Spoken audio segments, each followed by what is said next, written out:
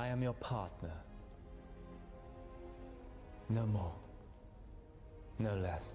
Halbrand se révèle être Sauron et Anatar dans les Anneaux de Pouvoir, mais la saison 2 voit aussi un acteur différent entrer dans le rôle. Explication. Bien le bonsoir, mesdames et messieurs. Nous sommes l'animation de la soirée. Avant les premiers épisodes de la saison 2, il a été révélé que Jack Lawden jouerait Sauron, même avec le retour de Vickers. Lawden fait ses débuts en tant que personnage du premier épisode de la saison, et il montre aux téléspectateurs précisément pourquoi Sauron était si redouté avant sa chute. Le temps de Lawden en tant que Sauron est bref dans la saison 2, mais une scène du premier épisode explique pourquoi la série a fait appel à un autre acteur. La nouvelle selon laquelle la saison 2 mettra en vedette deux Sauron a peut-être dérouté certains téléspectateurs, mais les fans de longue date des livres de Tolkien soupçonnaient probablement là où allait la série. Le point de vue de Lawden sur Sauron confirme que la série inclut un élément clé de l'histoire de Tolkien. Cela ajoute également du contexte à l'animosité de Sauron et Adar l'un envers l'autre, expliquant de nombreux éléments de la série en une seule scène. Sauron est un métamorphe dans la chronologie des Anneaux de Pouvoir, et la saison 2 l'utilise pour expliquer la représentation du personnage par Lawden. La scène d'ouverture ramène les spectateurs dans le passé, juste après la chute du pouvoir de Morgoth. Sauron tente de s'installer comme le nouveau maître des orques. Il a l'intention de les utiliser pour asservir le reste de la Terre du Milieu, et il menace les orques de violence s'ils n'obéissent pas. Adar les empêche de servir Sauron, trompant le personnage de Lawden pour qu'il le laisse approcher, puis le poignarde avec sa propre couronne.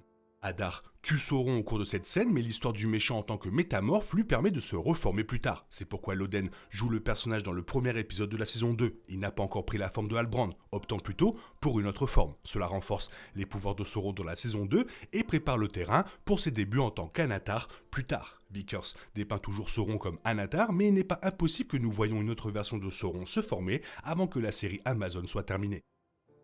En plus d'introduire le changement de forme de Sauron dans la saison 2, la série explique comment il change de forme grâce à l'apparence de Lawden. Il semble que Sauron change principalement après des expériences de mort imminente. Le discours de Sauron lors de la scène d'ouverture de la saison 2 y fait allusion, comme il le dit aux orques, toujours après une défaite, l'ombre prend une autre forme. Il est logique que Sauron doive trouver un nouveau corps à habiter après avoir perdu l'ancien. Et les livres de Tolkien créent également un précédent en la matière, même s'ils ne le précisent pas comme règle.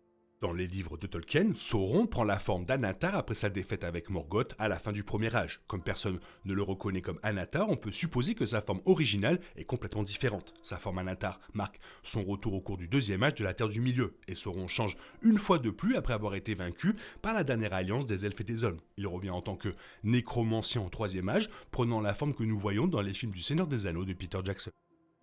On pourrait se demander pourquoi Sauron prend la forme d'un homme mortel dans la saison 1 des Anneaux de Pouvoir, mais sa querelle avec Adar l'explique. Sauron est affaibli après sa défaite initiale et il veut probablement éviter d'être détecté par ses ennemis. Adar reconnaîtrait Sauron s'il avait la même apparence que lors de la scène d'ouverture de la saison 2. En apparaissant comme Halbrand, le supposé roi des terres du Sud, il parvient à échapper à l'attention d'Adar, même dans la saison 2.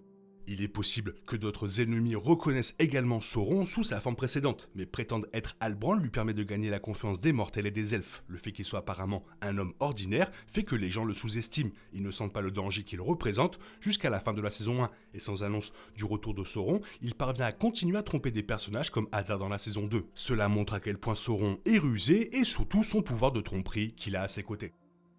La première mission de Sauron, sous le nom d'Anatar, consiste à tromper les elfes et à se diriger vers Eregion, où les meilleurs forgerons de la race l'ont accueilli. Il est important de noter que tous les elfes ne faisaient pas confiance à Anatar. Des gens comme Elrond, Gil-galad et Galadriel en ont tous déduit que les promesses du nouveau venu étaient trop belles pour être vraies, et Anatar ne s'aventurera jamais près de Lindon ou de Lothlórien. De plus, aucun des elfes, pas même les plus suspects, n'a réalisé que le trompeur Anatar était en réalité Sauron déguisé. Le but de Sauron dans Eregion était de créer les Anneaux de Pouvoir. En tant que Maia, Sauron avait servi sous Aolé, largement considéré comme le dieu des forgerons et vénéré par les nains. Par conséquent, Sauron en savait autant sur l'artisanat que sur la magie noire, et il a mis les deux à profit pendant son séjour à Eregion. Les elfes étaient désireux de créer des Anneaux de Pouvoir, et Sauron offrit volontiers son expertise divine en la matière. Comme le raconte la communauté de l'anneau, Sauron a trahi ses nouveaux amis en intégrant une méthode de corruption de ceux qui portaient les anneaux dans leur forge. Les 16 anneaux de pouvoir détenus plus tard par les nains et les hommes furent directement influencés par Anatar. Les 3 anneaux des elfes ont été fabriqués par Celebrimbor personnellement, mais toujours en utilisant la sinistre méthode de Sauron. Anatar est ensuite retourné au Mordor et a créé son anneau dirigeant. Et ce n'est que lorsque Galadriel, Gil-galad et Círdan ont enfilé leurs 3 anneaux que les elfes ont finalement réalisé à quel point ils avaient commis une erreur. Tolkien n'écrit pas en détail la tromperie d'Anatar, les détails de la façon dont Sauron a gagné la confiance des elfes et comment il les a convaincus d'honorer ses desseins maléfiques sont délibérément laissés à l'imagination du lecteur. La plupart imaginaient qu'Anatar apparaissait dans Eregion et Celebrimbor lui faisait volontiers confiance, mais la saison 2 a apporté une petite tournure à cela, étant donné que Celebrimbor a déjà rencontré Halbrand et qu'Anatar a fondamentalement la même apparence, il était difficile de savoir comment l'elfe aurait pu être trompé. Cependant la réponse a joué sur la capacité notoire de manipulation de Sauron. Celebrimbor savait déjà qu'il n'était pas censé traiter avec Halbrand dans la saison 2, mais n'a jamais appris que l'homme était vraiment Sauron. Le Seigneur des Ténèbres en a profité et a démontré sa capacité de métamorphose en se transformant de Halbrand en Anatar juste devant Celebrimbor. Il a induit l'elfe en erreur en lui faisant croire qu'il était un envoyé par les Valar, un honneur qui faisait que Celebrimbor se sentait si spécial. C'était incroyablement intelligent puisque, en tant que Maya, Sauron ne mentait qu'à moitié. La série Prime Video a trouvé beaucoup de place pour colorer entre les lignes de Tolkien, explorant précisément à quoi ressemblait Anatar et comment il a réussi à cajoler les elfes d'Eregion dans un acte d'autodestruction aussi massif. La saison 2 a réussi à lier intelligemment Anatar, à justifier la bêtise de Celebrimbor et à surprendre même les passionnés de Tolkien les plus avertis, ce qui n'est pas une mince affaire.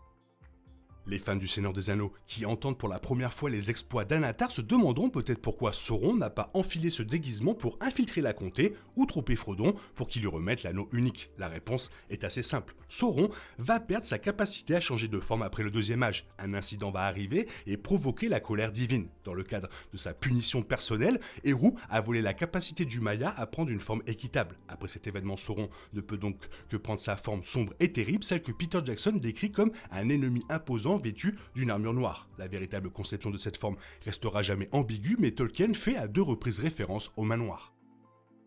Très sympa que la série utilise enfin ce fameux pouvoir de Sauron. Toi, qu'est-ce que tu en penses? Qu'est-ce que tu as pensé des 3 premiers épisodes? Fais-le moi savoir dans la zone commentaire. Sinon, il est temps pour toi de reprendre le cours normal de ta vie. On se retrouve bientôt pour une nouvelle vidéo. Bisous, bisous, bye bye. Il est impossible de compter sur les autres de nos jours. On est obligé de tout faire soi-même. Je me trompe? Rien de grave, j'avais tout prévu. Où va le monde, je vous le demande.